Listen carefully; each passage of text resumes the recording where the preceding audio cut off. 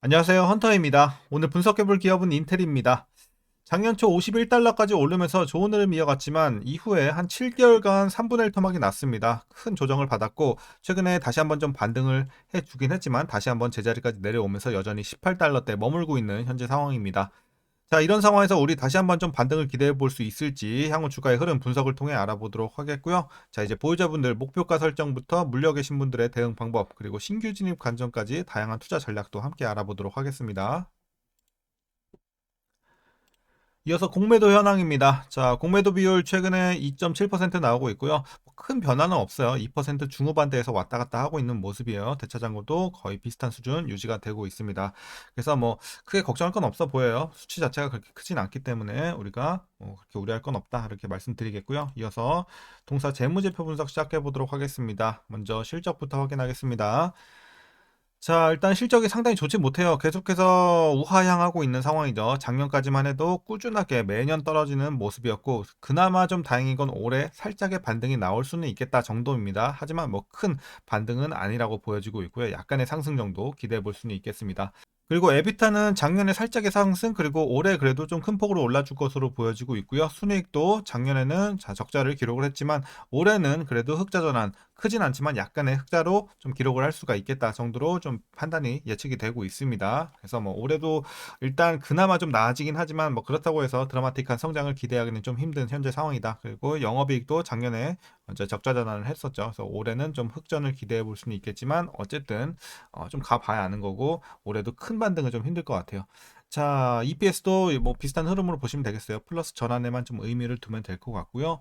이어서 배당 보시게 되면 이제 상당히 과거에는 배당이 그래도 괜찮은 편이었는데 최근 들어서 계속 내려왔고 그리고 드디어 4분기부터는 배당 중지를 좀 이제 발표를 했죠. 그래서 4분기부터는 이제 배당을 좀 하지 못할 현재 회사의 상황입니다. 회사가 지금 굉장히 좀 실적이 좋지 못한 상황이고 거의 위기죠. 정말 위기이기 때문에 배당을 할 수가 없는 현재 상황이다. 참고하셔야 되겠고요.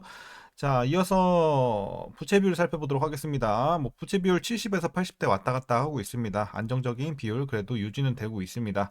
자, 그리고 ROE 보시게 되면 ROE가 과거에는 상당히 좋았죠. 20대 후반까지 막 계속해서 자, 20대를 기록을 했었는데 최근에는 8, 1까지 떨어졌고요.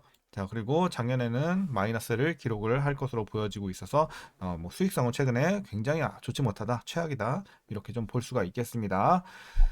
자, 그리고 이제 현재 PER, 자, 적자로 인해 산출 불가, PBR은 0.8배 나오고 있고요. 현재 주가 밸류에이션 상황, 지금은 이제 저평가 구간까지 내려왔다고 보고 있어요. 그래서 지금은 기업 가치 대비는 싼 구간에 위치했다. 이렇게 말씀드리도록 하겠습니다.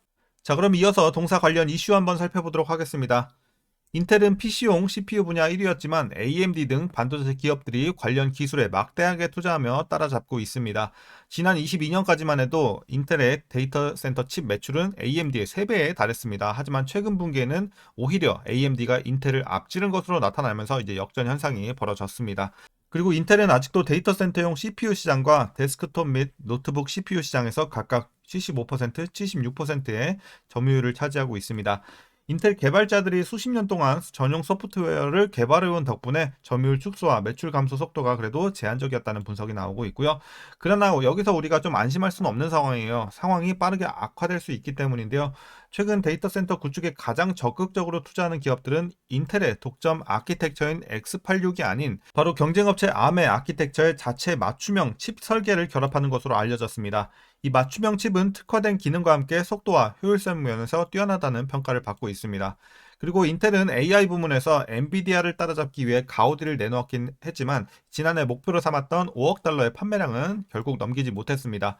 또 현재는 엔비디아의 AI 시스템 중 다수가 인텔 CPU를 사용하긴 하지만 차세대 제품에는 ARM 기반의 칩이 탑재될 예정입니다. 이에 따라서 실적 눈높이도 계속해서 낮아질 수밖에 없을 것으로 보여지고 있어요. 그래서 ARM에 계속해서 밀리고 있다는 사실.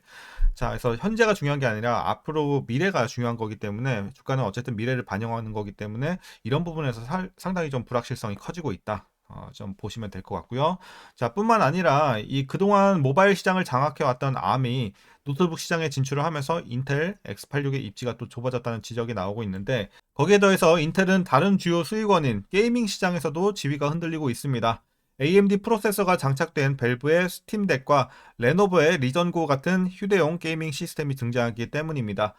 자, 이제 마지막 이슈입니다. 인텔이 다시 한번 기술력을 입증을 하더라도 지속적으로 축소되고 있는 이 X86이 CPU 시장에서 지배력을 회복하는 데 그칠 것으로 전망이 되고 있어서 어쨌든 상황이 나아져도 지금 제한적이겠다라고 보여지고 있는 현재 상황입니다. 그래서 시장에서는 이렇게 좀 분석을 하고 있고요. 일각에서는 인텔의 제품, 제조 부문 분리가 불가피하다는 관측이 제기가 되었고, 인텔이 붕괴할 가능성까지 좀 거론이 되고 있는 만큼 굉장히 지금 안 좋은 상황이다. 위기의 상황에 몰렸다라고 보여지고 있는 자, 회사의 상황입니다. 자, 최근에 이슈 이렇게 좀 정리하도록 하겠습니다. 전반적으로 큰 악재들이 많이 지금 깔려 있는 현재 상황이죠.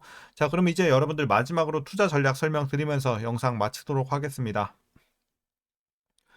자, 먼저 신규 진입 관점입니다. 지금 물론 저평가 구간까지 진입을 했고 충분히 어느 정도 바닥 구간까지 내려왔지만 반대 의견 드리도록 하겠습니다. 왜냐? 올라갈 만한 재료가 보이지 않고 있기 때문이고 오히려 더 미래는 악화가 될 가능성도 우리가 배제는 할 수 없기 때문에 사실 여기가 더 바닥이 아니라 더 내려갈 수도 있는 상황이고 어느 정도 개선이 된다고 하더라도 상승은 좀 제한적일 것이다 라고 보고 있습니다. 그렇기 때문에 올라갈 만한 재료가 지금 부재한 상황이라서 일단 들어가는 거는 좀 자제하시는 게 좋을 것 같습니다. 자, 그럼 이어서 보유자분들 대응 방법 말씀드리도록 하겠습니다. 먼저 목표가부터 설정하겠습니다. 자, 사실 지금 상황이 좋지 못한 만큼 목표가 설정이 의미가 있을까라는 생각이 들 정도로 아쉬운 상황이고 그래도 드리긴 하겠습니다. 일단은 최대로 봐도 30달러 보고 있습니다. 정말 정말 최대로 봐도 지금은 30달러 이상 가기는 힘들다라고 보여지고 있습니다. 그래서 일단 30달러 제시는 해드리도록 하겠고, 자, 그리고 이제 보유자분들 지금 탈출할 수 있는 분들은 탈출하는 게 좋아요. 그래서 제가 봤을 때 한 20불 초반? 거기까지는 그래도 손절 범위 안에 있다고 보고 있거든요. 물론 여러분들 비중에 따라 다르긴 하겠지만 한 그래도 20불 초반에 여러분들 위치가 되어 있으면 그래도 뭐 15%, 20% 안쪽에 여러분들 손실률이기 때문에 그래도 좀 손실을 보더라도 나오시는 게 현명하지 않겠나. 그렇지 않으면 여러분들이 뭐 수익 내기는 좀 힘들 것 같고 여러분들이 굉장히 오랜 기간 좀 돈이 묶여 있을 가능성이 높기 때문에 웬만하면 여러분들이 조금 손절하거나 아니면 최근에 들어가서 본전 근처에 계신 분들도 여러분들 지금 다른 종목으로 갈아타는 게 맞다라고 보고 있습니다. 그래서 최근에 들어가신 분들도 지금 저가 매수의 기회로 들어가셨을 것 같은데 오히려 다른 종목 보시는 걸 추천드리도록 하겠습니다. 자, 그리고 이제 마지막으로 가장 중요한 거죠. 지금 이제 물타기 방법. 자, 물려 계신 분들 대응 방법입니다. 이게 지금 사실 가장 중요한 구간이라고 판단을 하고 있습니다. 어떻게 대응하시냐면요. 일단 기본적으로 30불, 자, 목표 주가 밑에는 기본적으로 맞춰 주셔야 됩니다. 여기 밑으로 못 맞춘다? 굉장히 오랜 기간이 걸릴 수도 있습니다. 빠져나오는데. 그렇기 때문에 무조건 30불 밑으로 평단을 맞춰 주시길 바라겠고, 가능하시면 더 내리면 좋겠죠. 그래서 최대한 내려 주시고, 가능하신 구간까지 내리고, 일단은 중장기로 대응하면서 상황 살펴봐야 될 것 같습니다.